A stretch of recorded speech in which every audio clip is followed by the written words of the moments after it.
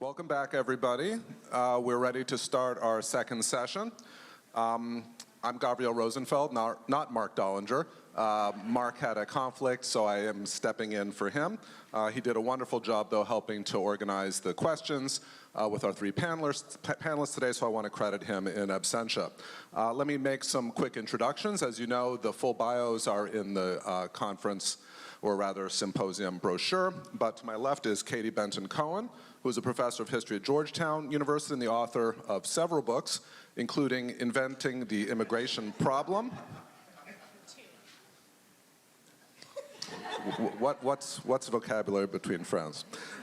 Inventing the Immigration Problem, the Dillingham Commission and Its Legacy, Harvard University Press, 2018. Madeline Shu, to her left, is professor of history at the University of Maryland. And among her many works is the 2015 volume, The Good Immigrants, How the Yellow Peril Became the Model Minority. That came out with Princeton. And Maddalena Marinari, at the far left, is professor of history at Gustavus Adolphus College and the author of the recent book, Unwanted, Italian and Jewish Mobilization Against Restrictive Immigration Laws, 1882 to 1965. That's by UNC Press, which came out in 2020. So we heard a little bit in our first session at the tail end about nativism, and it's an important buzzword in today's discussion, but it's probably worth defining it a little bit and explaining what its relationship is to the Immigration Act of 1924. So Katie, if you could start us off, in your work, how have you discussed and understood the concept of nativism, and what explains its appearance alongside anti-Semitism in the 1920s, and to what degree we want to maybe distinguish between nativism and anti-Semitism, and whether these restrictive ideas in the 1920s represent something new or something old in American history. And I have about 5 other sub-questions. I'll add to else? That. Okay. So I like to define nativism in pretty simple, traditional terms, the ones you can Google: fear of the outsider or fear of the alien. And we want to think about alien in that kind of really old, original sense of the outsider. And alongside that is the question of anti-Semitism, right? And the idea of the Jew as a perpetual outsider. And I think one of the things that historians and everyone has to think about is, what is the relationship between those two? Are they the same thing? Are they a kind of Venn diagram? And I think equally important and really critical is, are they inevitable? And I think there's a split among historians. Those who see nativism and thus anti-Semitism as constant, always there, popping up in bigger or lesser ways, but always there as a kind of germ, if you will. And those who do not. Those who see a discontinuity in the history of nativism and anti-Semitism. And I think, for example, I think many historians agree that President Trump was the most nativist president we've ever had, and that is a difference of kind and not degree. But that is a statement that I could put out there that others could make a counter argument and say he was seizing on strands that have always been there, et cetera, et cetera. In my work, what I find in my work on the Dillingham Commission, which was the largest study of immigrants ever conducted in the United States, was the product of a federal commission that met from 1907 to 1911, was that, in fact, I don't think that they were as nativist as we sometimes assume. In fact, one of the things we have to remember is that the past doesn't always look like the outcome that came about, that people thought about other possibilities. So an important example for me was that this commission of experts, who eventually were the first to recommend numerical quotas as a policy recommendation to the federal government, so that's a very important turning point and a precursor to 1924. At the same time, they also recommended what they called distribution policy, which is to say that they wanted Eastern European Jews and Italians in particular, those were examples they gave, to not just move to Hester Street, to not just move to the Lower East Side, but to encourage them to move to the Deep South, to the American West. Now, you might find that unrealistic. It turns out it didn't really work, except in small cases, which some of you know about. But the point is that that is not effectively nativism, nor is it eugenics, right? If there is a possibility of assimilation, then that's something different.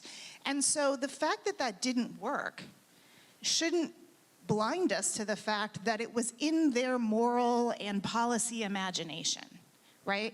And so that complicates for me the idea that there's this purely nativist strain, as does, of course, the very different treatment that immigrant groups faced in different parts of the United States.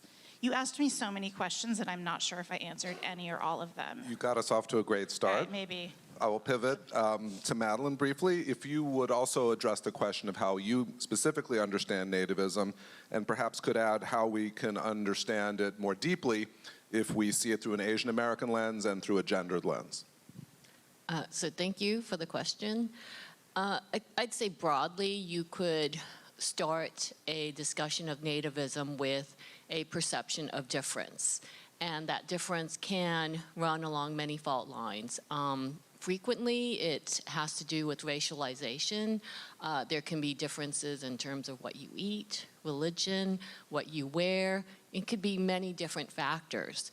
The next step, though, is how you interpret that difference. Is it something that you see as irrevocable? Is it something that you cannot sort of completely tolerate, ever learn to accept? Can you sort of learn to overcome those differences, or in some way forge bridges, connections across those differences and come to some sort of recognition that at a basic level we're all fundamentally human?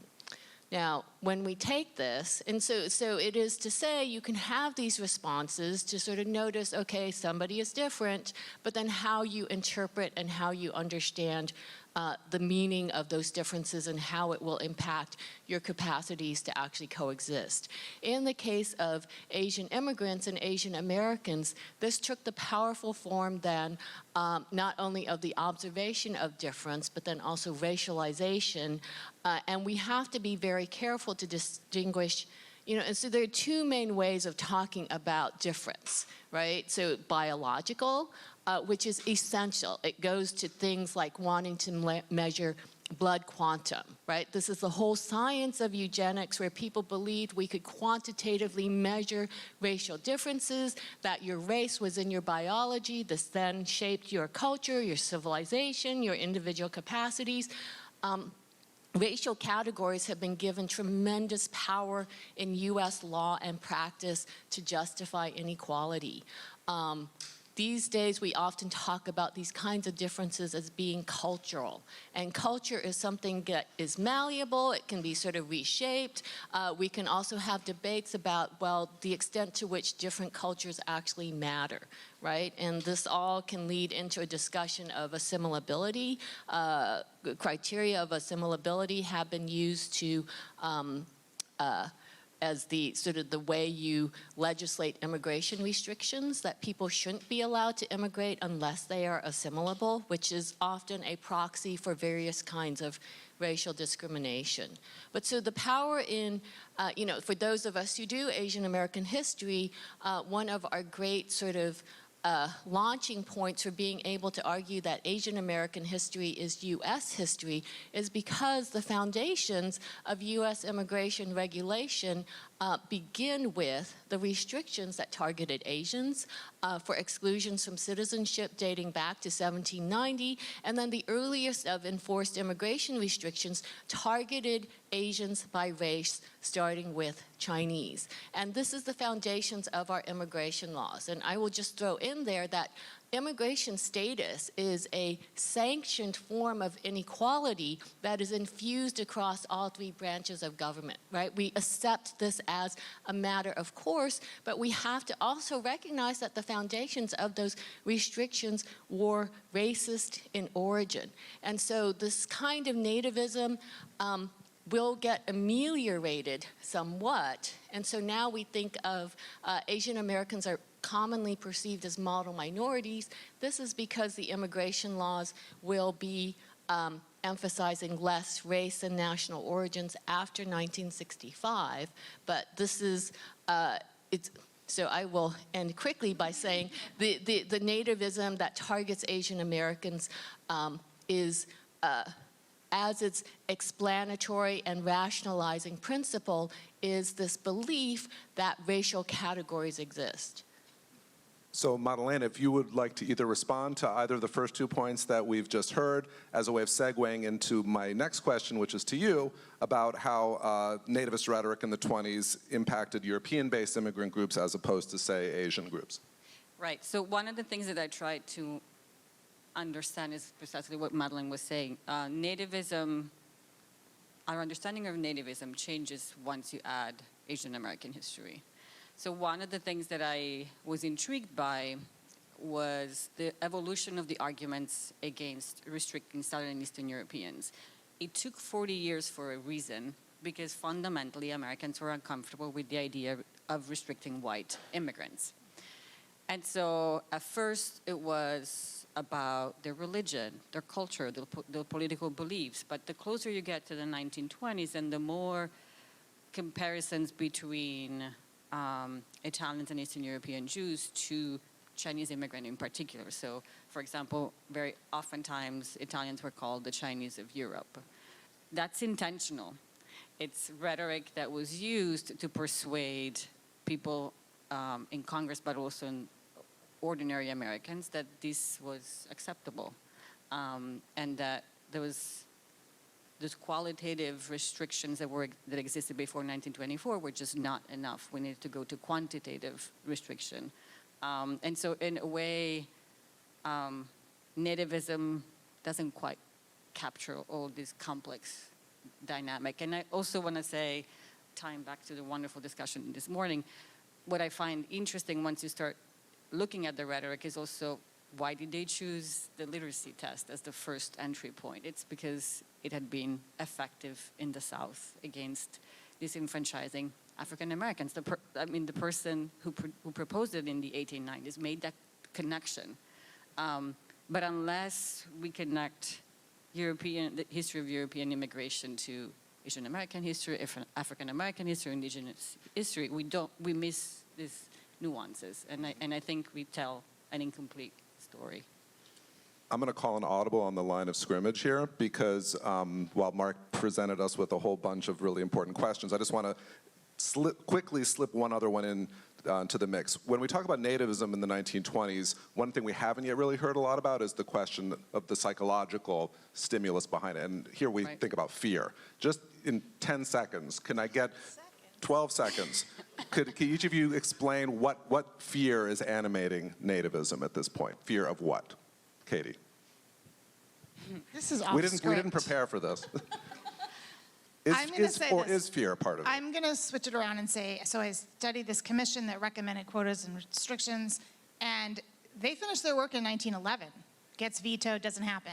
It takes that imprimatur of expertise, plus the Red Scare, plus eugenics, to actually produce the will to pass immigration legislation. So yes, the fear of the other now animated with science. I can't do that. My husband always says to me, no, that was science. Eugenics was science then. Okay, so science without the quotation marks, bad science. I'm already at more than 10 seconds. And the Red Scare. So there's the fear, scare part. Okay. Perfect. Madeline?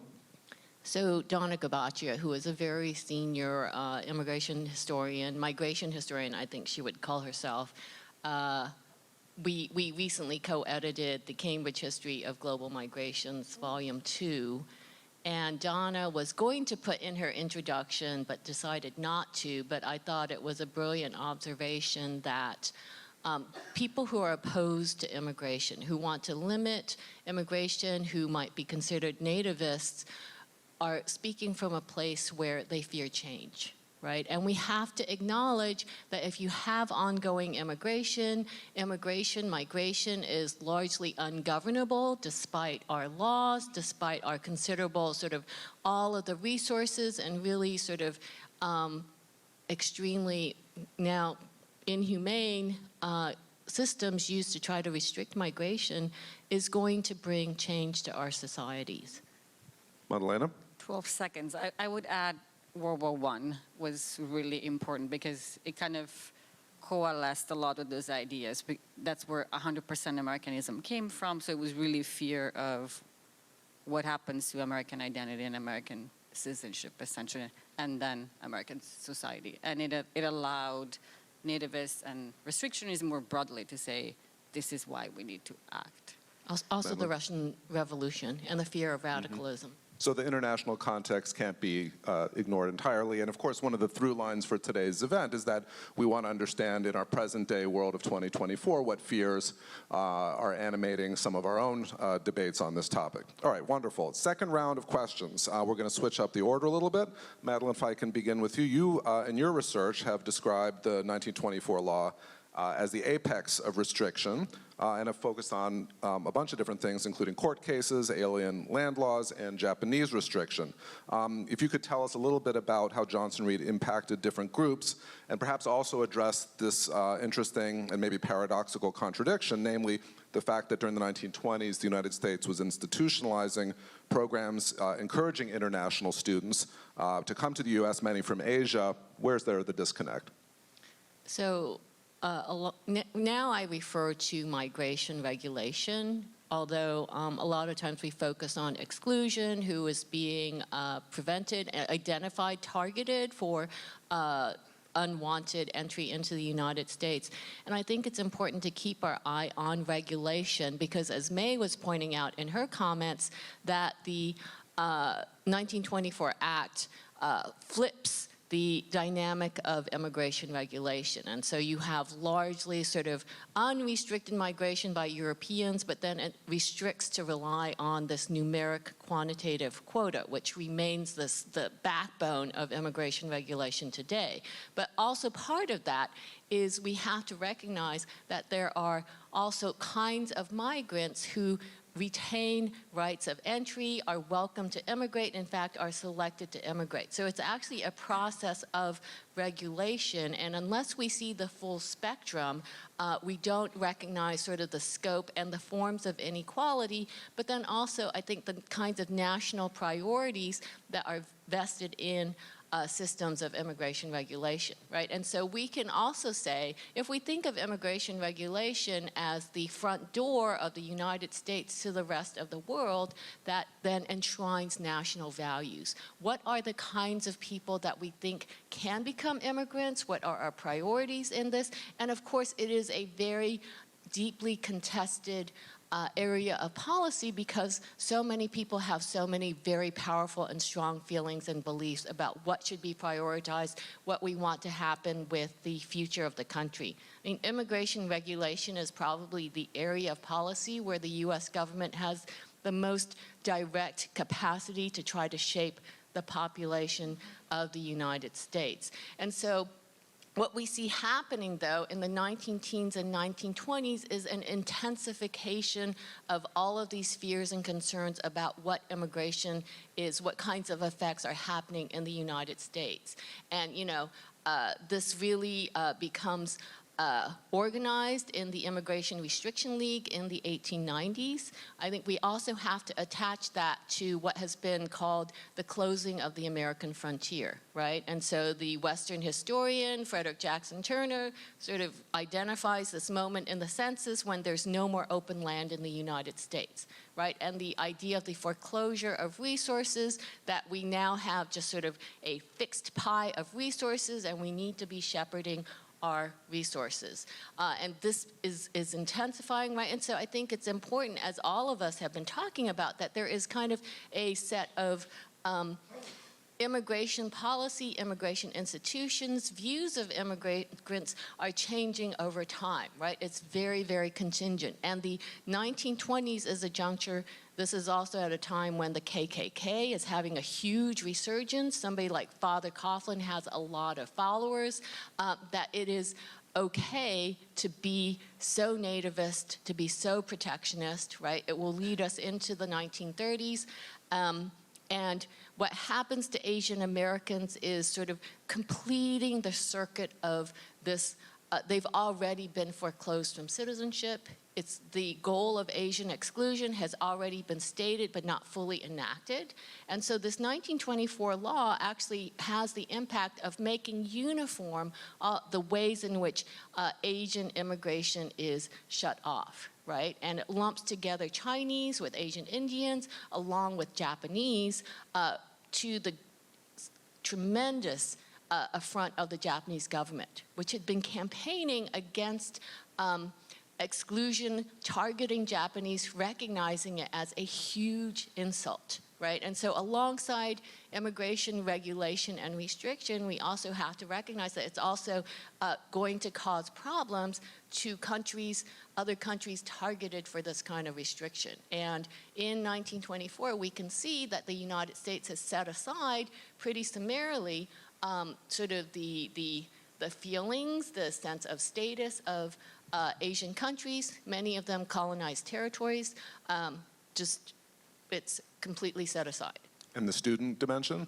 The student dimension. So alongside this, the United States has been experimenting, starting in the 1900s, with using international education as a strategy, as a means to cultivate influence in other societies by providing their presumably future leadership with by being educated in the United States, exposing them to American institutions, sort of the superiority of American culture and civilization, with the idea that this will then incline them to be sort of emulate the United States, be allied with the United States. We see this with the Pensionado program for Filipino leaders. We see this in the Boxer Indemnity Fellows program for Chinese. We see this in the Macy's grants offered by Columbia's Teachers College. And it is represents this kind of loophole or exemption which will magnify after World War II. In 1945, we have the onset of programs such as the Fulbright program, right? International education will actually grow exponentially as a key aspect of the United States' efforts to influence other societies in the world. Madalena, if you want to respond to anything we've just heard, or if you want to comment more broadly on the question of federal power and what was something at the time that was seen as quite unusual, why would this issue be important for us to consider? So I was going to say, there is an important shift, but there's also a tension here that Katie highlights in her book. So by 1924, it's clear that immigration laws have become tools of social engineering, right? Where you can use them to design the kind of ideal American society, right? But as May said this morning, what's interesting about these laws that are so intentionally restrictive is that there are also interesting exceptions, right? Students being one of them, and it's because there is a tension there's a debate about what is immigration policy. Is it foreign policy or is it domestic policy? That's what something that Katie talks about in her book. And diplomats are very unhappy. Right? What are we going to do with foreign diplomats? What are we going to do with international business people? What are we going to, right? And so even the Chinese Exclusion Act actually says there's a class component to it where these other groups can't keep coming in. So we really don't like you unless you're highly educated, you're wealthy, and you bring cultural capital or economic capital, right? Even though once you come to the United States, people don't care, right? And so there is that component, and then there is what Italian and Jewish activists did, which is pushing for family exemptions, right? They have passionate debates about how to counteract immigration restriction, and they settle on two strategies, right? One is family reunion, and then they debate about, so what do we do with the fact that a lot of these immigrants are unskilled? And they quickly realize that they've lost that battle, that they really need to focus on family reunion if they want to keep the immigration alive. So one of the biggest myths, going back to the question that was asked this morning, is that immigration completely ended. But if you look at the numbers, by the closer you get to 1939, the more actually immigration goes up. But there are also other kinds of people who come into the country, right? There is no quota on the Western Hemisphere, for example, right? But what happens through 1924 and the Border Patrol that was created 2 days after 1924 was passed is that people, Mexicans in particular, are imagined as permanently temporary, if that makes sense.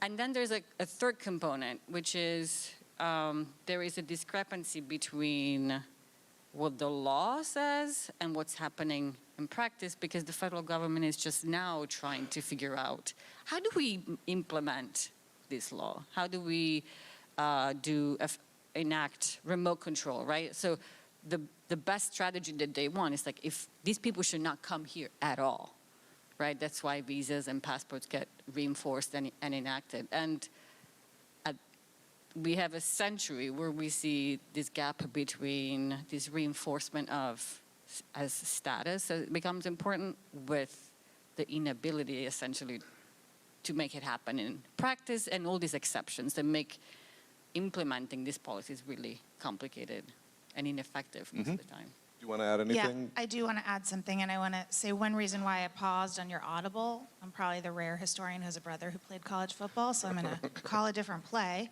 I actually think that we can get too carried away with the fear argument, because I want to remind you that one of the things that I said about the Dillingham Commission, this report that recommended the first really widespread, the first quantitative restrictions, to use May's terminology, that required an entirely new set of beliefs about the power of the federal government and about policy, right? We have so, and May alluded to this in the first panel, we have so taken it for granted, and Madalena did as well, that the federal government, actually you did as well, has the power to regulate immigration. Open borders is not a real conversation.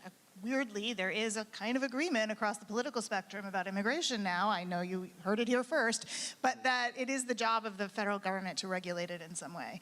That took a leap of faith in not being afraid, the opposite of fear, confidence in the power of the federal government, which seems quaint now, and also an enormous optimism of the progressive era that if we just get the right experts in the room, they can figure out the right answer. Also an adorably quaint idea in 2024, a century later. And so I think that we have underestimated the can-doism, the optimism of a certain group of people that really believed that they could perfect the American Republic in offensive ways. But I think that's as much a kind of, I will call it hubris, but optimism, not fear. So maybe dovetailing that point with your assigned question here, which is that you've written, or at least have been of the mind, that the nativism of 1924 was worse than earlier moments of anti-immigrant hostility. And because obviously we're establishing that nativism has a long history in the US, what are the distinguishing features of the 1924 hostility that leads to this Johnson-Reed Act compared to earlier eras? Well, one of the things that when I did, this is a term I hate, but I'll just use it, a deep dive into the Immigration Commission reports, I found that although they're very frequently mentioned, and I want to give a shout out to Madeline's point about the origins, and many other scholars, of modern immigration policy and Asian exclusion and Chinese exclusion in particular, is that the Dillingham Commission reports are widely known among historians and sociologists, and they are always associated with the exclusion of Eastern and Southern Europeans, the recommendation of quotas, and eugenics. But when I looked really deeply at the volumes, I learned that many of them are not particularly eugenical, and that if you look very closely at the progression of the growth of eugenic literature in the United States, it hasn't really reached full bloom by 1907 when these folks are working. And in fact, the most virulent nativists are very unhappy with the reports because they're based in economics. So the Immigration Restriction League people, I mean, Henry Cabot Lodge is on the commission, but he kind of, anyway. The commission comes about because of the crisis in 1906 over the segregation of Japanese school children in San Francisco, and it is a compromise move, as Congress likes to do, where it creates commissions when it can't make a decision about something, and it punts. What was the question again? Whether the 24 Oh, law yeah, was right. worse than previous. So I think it is worse for the reasons that we already discussed, and now I can just make it be done here.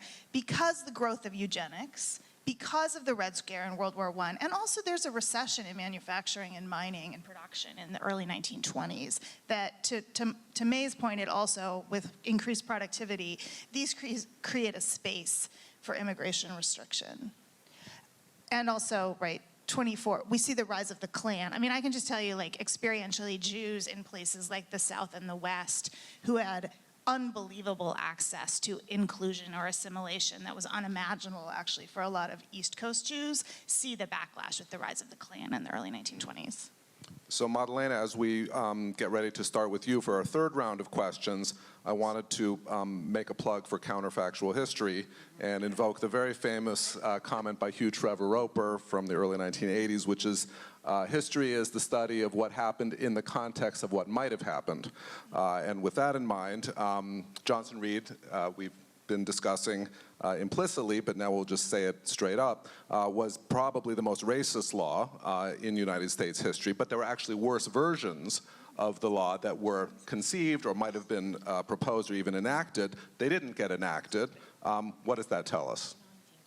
I was quickly going to add something to what Katie just said, which I think what makes also 1924 stands out, and this comes from May's work, is that the law specifically links the ability to naturalize to your ability to come into the country, right? And because it has to feel objective, right? And that's how you eliminate a whole swath of the world from coming in, right? And so that idea, although it had been suggested, it didn't happen until then, right?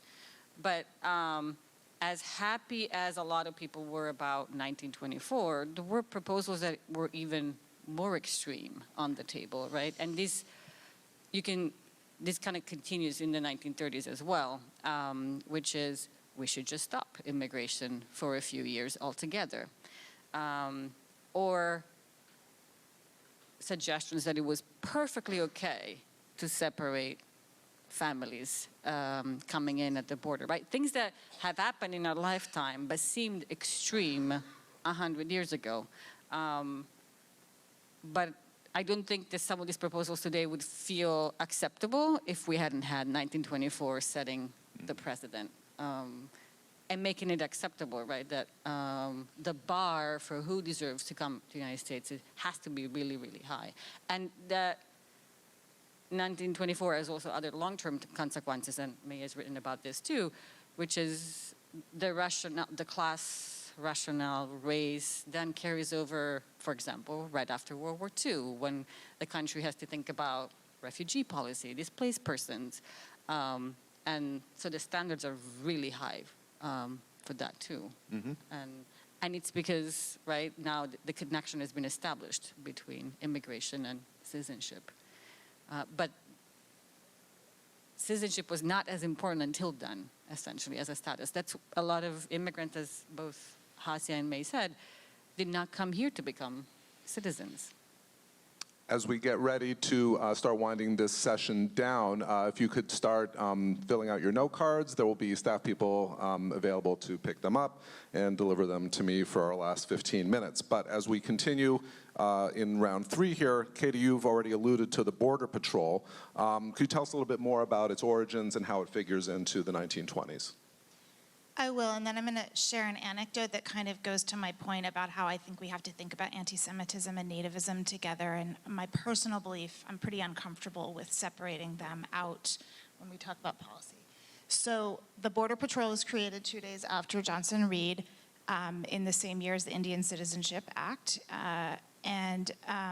The Border Patrol's origins, as many other historians have narrated, this is not my work, is in the Chinese inspectors of the Chinese exclusion era post-1882. It was entirely symbolic when it was created. It was about 26 inspectors on horseback some of which were from the county that I'm currently living in, Cochise County, Arizona, in southeastern Arizona, where I'm on sabbatical. It was pro forma. Obviously, they could not cover 3,000 miles of border, then that's just the southern border. Kelly Lytle Hernandez has written really good work about the contingencies, going to your point about counterfactual, why it was that it came to be a kind of racialized patrolling and why it paid more attention to the southern border versus the northern, and the question of administrative capacity. And here I just want to share a very, very quick anecdote that I'm actually living in the county that my Jewish ancestors immigrated to. You might ask why. That's a good question. Don't really know. But my grandfather was born in the border town of Douglas, Arizona, which was a smelter town. And my great-grandfather was the vice president of a synagogue that never had its own building, but was founded there, and co-founded the cemetery, as you know, cemetery associations being one of the first things that Jews organized. That cemetery still exists. It is within a stone's throw of the border wall, which obviously was unimaginable to them in 1913 and 1912 when it was created. And it's very haunted. And I brought my mother there. I love the cemetery. I love that it's on the outskirts of this kind of dying smelter town, and there's a couple local people who aren't Jews who keep it up. And to me, it's really haunting and moving that it's this space where you can see the border wall. My mother found it very depressing. And I thought that was sort of like a Rorschach test of where we are kind of in the assimilation process. But my point is that like those Jews who were merchants in this thriving industrial downtown on the border could never have done their work had the border wall been there, right? They thrived on an open border to have people buy their goods. And on the administrative capacity, I'll just close this out. My 9-year-old just started Little League this week, and my husband is assistant coaching. And Monday, a quarter of the team wasn't there because they live in Naco, Sonora, and they couldn't get across the border because there was a backup. And that was a backup that prevented the normal passing of people that live by border existences. They go to a public school in the United States and they live in Mexico because they're mixed status and they play baseball there. And so I feel like I want to say that, you know, the whole history doesn't repeat, it rhymes. There's a lot that you could do to think about the comparisons and differences between that generation of Eastern European Jews and the modern question of Mexican migration. Madeline, if you can bring us to the finish line for round 3. There is this classic gap, I suppose we could say, in public policy between what constituencies push for from their elected officials and what elected officials can actually bring about in terms of legislation and enforcing laws. Where is the gap between the public will for restriction and the government's ability to enforce new restrictive laws? So that observation actually came from another one of my co-editors, Marcelo Borges, on the Cambridge History. And his observation was that the will to restrict immigration has, in fact, and it's something that has become much more clear and assumed and naturalized with the emergence of the nation state as the international system. These authorities that are presumed to be naturally inherent to the nation state government. That the will of the peoples and these nation states to restrict migration actually does not match capacity. And one of the key factors that is not considered in this set of beliefs is that migrants move, they are mobile for reasons of tremendous necessity, of ambition. They apply significant ingenuity and try to seek better futures for themselves, you know, coming from places. It could just simply be stagnating economies, but it's also conditions of considerable desperation. And our immigration regulations are a projection of domestic will, but especially, it's particularly clear where we look at a fixed quota that is allocated by country. It's fixed every year. It doesn't acknowledge just sort of the changing dynamics, the changing conditions around the world that motivate migrants to undertake significant risks, significant sacrifice, and a policy that is that rigid and that divorced from the realities of international relations, international conditions, is never going to be enforceable. And it is a source of significant anger and just tremendous animus directed towards migratory peoples who, especially asylum seekers, who actually have legal rights to come and seek a place of safety. But it's this kind of belief, right, in national capacities and national rights is not working with the reality of migrant peoples. Can I add Yes, please. two quick things? One is that I think the current situation also shows the limitations of some of the terminology we have. And I think climate change in particular is exposing that, because someone fleeing disastrous climate, right, and looking for jobs, are they climate refugees, are they an economic migrant? And so I think it is time to kind of rethink about this terminology. But I also want to mention, going back to your question, is that what I found interesting when I was looking at who exactly was at the forefront of pushing for 1924, and a lot of the politicians were from areas that had no migrants. And it's because, and they're from the South, and it's because there are two things, right? They are very worried about losing votes now that more people can vote, particularly Black Americans. And so they identify immigration as a way to keep being elected. Right, and so I think it's an interesting development that sometimes we forget, and that we kind of see today as well. Right, your story made me think of it too. So I'm going to combine, there's some outstanding questions here, so first credit to the audience. I want to combine two different questions into one and ask each of you to respond to either one of them. One of the questions, and just to package this, it sort of raises the question of American exceptionalism. Is the immigration restriction of the 1920s a byproduct of a WASP establishment, or a country whose WASP elite and WASP, or at least Anglo-Saxon, as the question puts it, a country that once upon a time may have had an Anglo-Saxon identity that's afraid of losing it? Is this the thing that is pivotal to some degree in driving Johnson Reed? Or conversely, and this is the second question, is there a global, or at least in the Western world, turn against immigration in an international context that America is simply partaking of? And so what is unique about the American case versus what might be par for the course in the post-1918, post-World War I era? Can I start this? It's really yes to both, except that I would say the Anglo-Saxon elite, first of all, the Anglo-Saxon terminology is itself kind of a product of that era and an invented category of its own.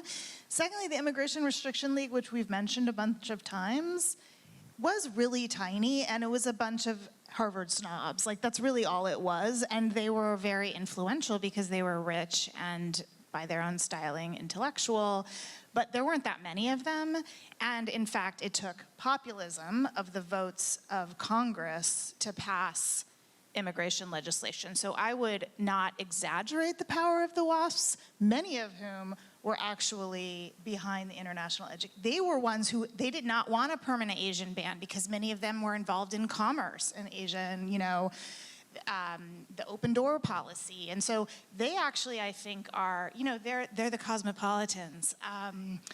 So I would say not so much that, but absolutely it is part of a global restrictionism that we do see. And we also see, like in the early work of Erica Lee, kind of the forcing the United States pressuring Canada and Mexico to regularize its immigration policies to allow the United States to enforce its anti-Asian policies in particular, and let others talk about the international and whatever else components.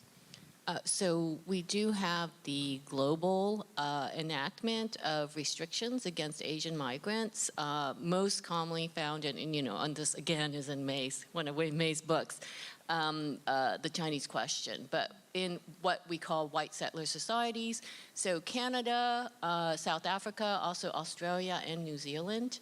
But we also see in David Fitzgerald and David Cook-Martin's Culling the Masses, which looks at 20-something American nations, right? And so the Americas constitute something of so their own territory because these are areas in which indigenous populations basically have been decimated, right? And then we have the colonization by European powers, but the Americas actually decolonize and gain independence, right, earlier than other imperial territories.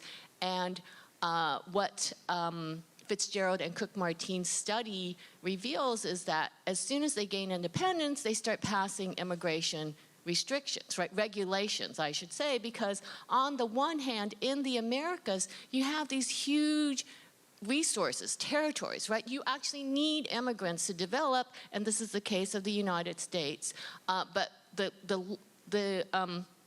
Fitzgerald and Cook-Martin track immigration regulations that have some sort of ethnic or racial preference, right? And you can see that they're trying to keep out certain kinds of people, even as they're trying to affirmatively bring in mostly Europeans, right? And so this again gets to our attention that your population is actually your chief resource, right?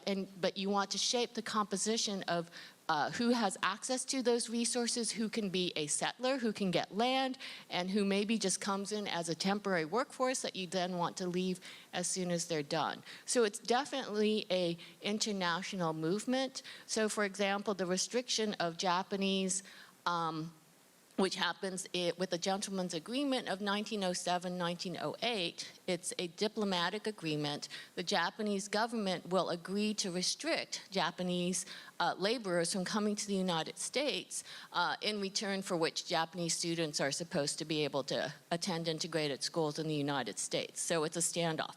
But also the Japanese government, Japanese people will not then be targeted racially as inferior, right? But it also signals that the Japanese government acknowledges that the United States government has the right to restrict immigration, right? And so we see there is this emerging international set of conventions and understandings about what kinds of powers a nation state has over to regulate immigration. Madalena, with regard to either Protestantism versus Catholicism or the global context, what do you think? So I think what's interesting about the United States, and I'm just now thinking out loud, the U.S. Is kind of the forefront of a lot of these debates at the end of the 19th century, and then it has kind of a ripple effect both in the Americas and beyond. And so, like, there's a global restriction against Chinese migrants, for example, but then the thing that I'm now thinking about is there's also a concern. I want to go back to citizenship because that's what my head is right now in these days. But in the Americas, there's also a really high proportion of countries that where if you're born in the U.S., you're a citizen. And there's a big debate about that, especially with the 14th Amendment. There's a court case. And so I think that's part of, but it's about sovereignty, but it's also part of the reason why there is a genuine debate about who is American, who has a right to be an American citizen. And then a lot of these debates kind of replicate across the globe as well. I have three questions that are comparative with regard to the Jewish American and Asian American experience. To combine them, or at least to maybe just read them off in sort of juxtaposed fashion, one audience member wants the three of you to comment on whether contemporary Asian Americans being described as the quote-unquote new Jews is something you would agree with, disagree with, and if so, or if not, why? And relatedly, why are Americans afraid of Asians? I'll simply read it verbatim. Even today, focusing, say, at some universities like Harvard, where disputes about entry, admission rates, and so forth have been in the news in recent years. Anything about the Asian-Jewish comparative perspective? Who wants to jump in? Yes. So it is very tricky dealing with stereotypes, and I will say that Chinese have also been described as being the Jews of Asia. And so there actually was, apparently this conference was kind of controversial, trying to examine empirically the history of Jewish entrepreneurs in Eastern Europe and Chinese entrepreneurs in Southeast Asia. And structurally, there are certain points of comparison. One is that from the perspective of sort of Eastern European governments in the late 19th, early 20th century, also with more colonial governments in Southeast Asia, is that it in fact was very useful to have minority populations who were excluded, the sort of not capable of participating politically in the same way as native or indigenous populations, be the ones to help manage and develop economies, right? But then this positions both a Jewish entrepreneurial class and a Chinese entrepreneurial class for additional resentment, right? So you could use the label middleman minorities. I don't know if that exactly works, but that there are sort of these kinds of historical resonances. You know, it's, I think there are selective processes that happen with migration and immigration.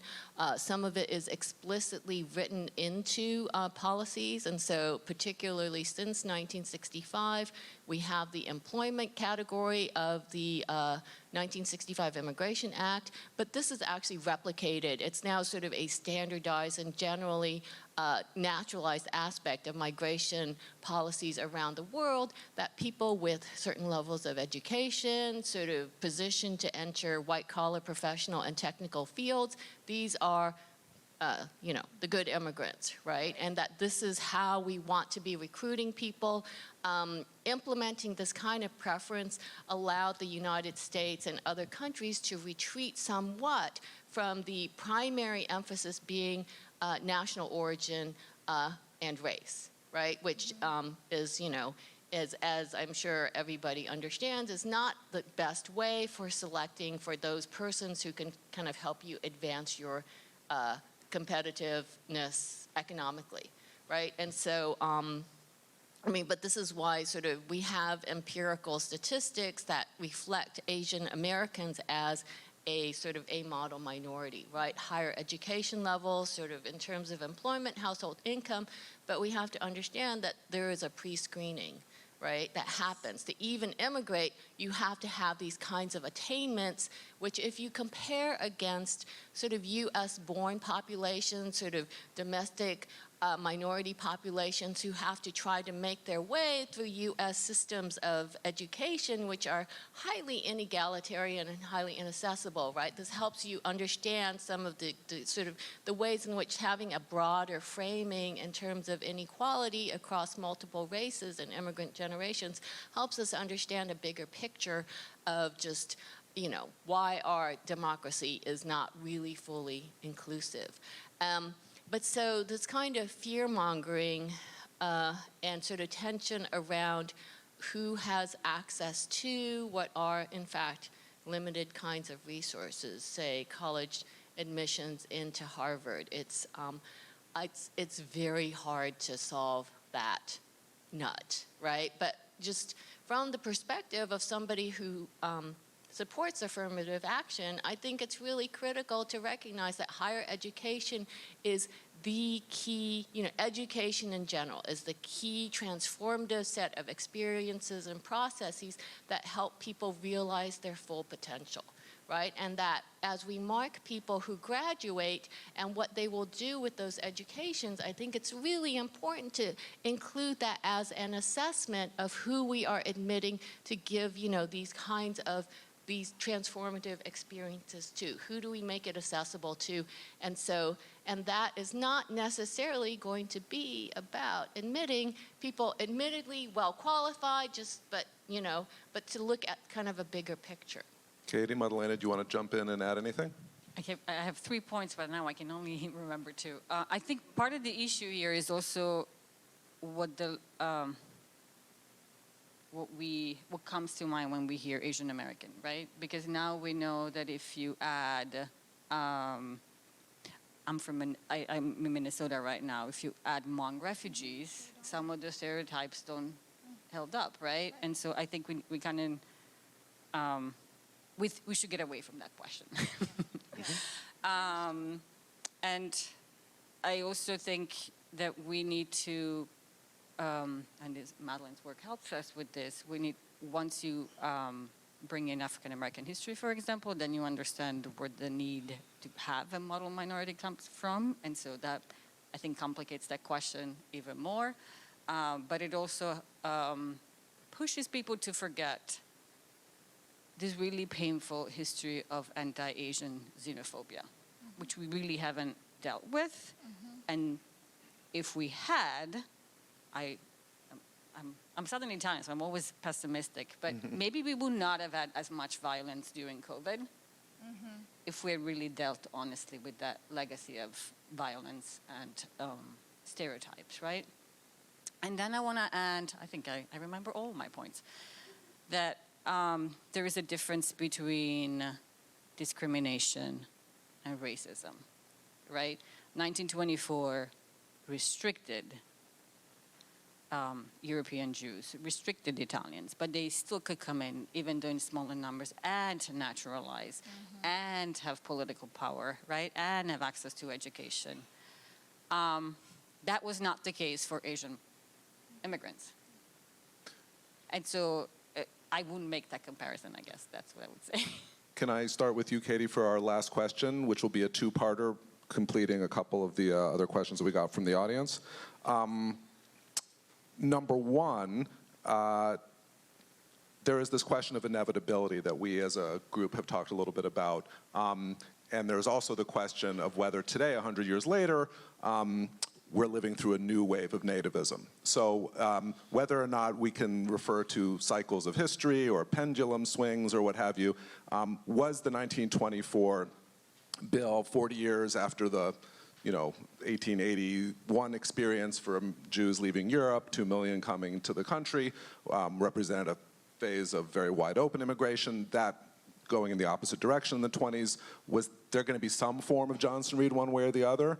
And are we living today in a sort of period of maybe an inevitable backlash against 1965? And are we living in a new wave of nativism today? So any of those questions in our last 5 minutes. So my understanding of the Historians Guild is that your card is revoked if you say something is inevitable. And I would like to keep my card. I do not think, I like the union. I do not think that Johnson Reed was inevitable. I absolutely think that the Hart-Celler backlash was not inevitable. And I don't, no. None of that. Thanks, I hate it, as the kids would say. No, I don't think they're inevitable. I mean, we just think about a lot of different ways that votes can line up, that vetoes can happen. I think that we have no idea what the next phase, frankly, of post-Hart-Celler will look like, because there are so many contingencies that transcend the issue itself. Gerrymandering, vote counting, elections that hinge on issues that have nothing to do with immigration. So there are all kinds of externalities that can shape the outcome in addition to all of the ingredients about lobbying and outcome and so on and so on and so on. So I don't pretend to have a policy prescription, because another thing we're not allowed to do is, guess the future. That's out of our wheelhouse, at least mine. But I don't think that either was inevitable at all. And like I said, I think that what is going to happen is the next, we haven't had a functional immigration reform of any size or substance since the 1990s. And, we keep having ideas and they get shot down. Having said that, living somewhere on the border, I also experienced the absolute continued. In 2024, don't listen to all the news media all the time. What is a normalcy there about people going back and forth that hasn't changed really in decades and decades? I mean, some things obviously have changed, but, we have a media system that grossly exaggerates some things and underplays other things, so it's hard to say what the future will hold. So Madeline? Punt. Thank you. Madeline, inevitability or present-day nativism? Take your pick. What? Oh. Was 1924 inevitable? That's something we had talked about internally, or as one of the audience members asked, are we living through, in our present-day politicization of immigration, a new nativist phase in American history in the era of MAGAism, Trumpism, and so forth? So I'm going to just sort of duck the question and just say that, you know, as somebody who studies migration, I have this Pollyannish belief that if we all just sort of were able to be addressing the same kinds of sets of empirical data about, you know, migration, just sort of the essential nature of migration and mobility to so many aspects of life. I mean, so Katie, now being on the border and just sort of seeing this is just sort of this is the pattern of daily life, right? And it involves these border crossings. But there are, in fact, so many key kinds of human operations that require mobility. So for example, we can say the American military, right? We can say missionaries, we can say sailors, require mobility on behalf of the participants and the workers. This is just sort of ingrained into the structures of our society, and yet we sort of single out, and as Madeleine has been saying, it's a problem of language and conceptualization. Who is actually considered a migrant who then becomes targeted for ways that are often represented as being threatening and undermining, right? That if we could just sort of look at migration and the necessity for mobility empirically, also acknowledge its importance, you know, something that people seem generally willing to accept. So in economic terms, that in fact, all economies need people of certain working ages, right? This is a necessity. You can look at what happened to Britain. It decided to have Brexit. It's for the chief reason of cutting off immigration, and its economy is tanking. Right? It just completely does not make sense, and yet people made that choice, right? So I have this Pollyannish view that if we could all just have sort of be working from the same sets of information and then make our choices, right? Of course, I'm speaking as an educator. This is not likely to happen. I don't think you ducked the question at all. Yes, but that is how I have been responding to your questions. Madalena, the final word. That's a lot of pressure.